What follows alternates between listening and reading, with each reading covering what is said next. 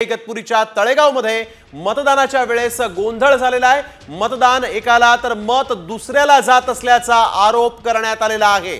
मतदारांच्या तक्रारीनंतर मतदान थांबवण्यात आलेलं आहे आणि आपण आता पाहतोय की दुसऱ्या उमेदवाराला जात असल्याचाच हा जो आरोप आहे तो नागरिकांनी केलाय की आमचं मतदार जे आहे मतदान आम्ही करतोय ते एका दुसऱ्या वेगळ्याच उमेदवाराला जाते अशी शंका ते व्यक्त करतायत आणि त्यामुळेच काही काळ मतदान आता थांबवण्यात आले। आताची सगळ्यात मोठी बातमी आपण पाहतो इगतपुरीमधून ही बातमी आहे। तक्रारीनंतर निवडणूक आयोगाचे अधिकारी आणि स्थानिक पोलीस प्रशासन सुद्धा आता मतदान केंद्रावरती दाखल झालेत आणि या प्रकरणीच निवडणूक आयोगाने चौकशी सुरू आता केली आहे। मतदार जे ते आक्रमक झालेत म्हणून इथे आता गोंधळ निर्माण झालेला आपण पाहतोय। हे एक्सक्लुसिव्ह दृश्य आपण पाहतोय साम टीव्हीवरती सध्या एक इगतपुरीच्या मतदान केंद्रावरची संपूर्ण दृश्य आहे। अगदी महत्त्वाची बातमी आपण बघतोय इगतपुरीमधून समोर येते। तळेगाव मतदान केंद्रावर सामान्य माणसाचा आवाज दाबताय का तुम्ही? सामान्य माणसाचा आवाज दाबताय अधिकारी?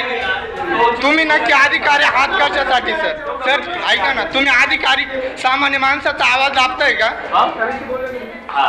तुम्ही बोला, पोलीस फोर्स बोला, कोणाला पण बोला, गुन्हे दाखल करा, आम्ही तयार आहे गुन्हे दाखल करायला सर।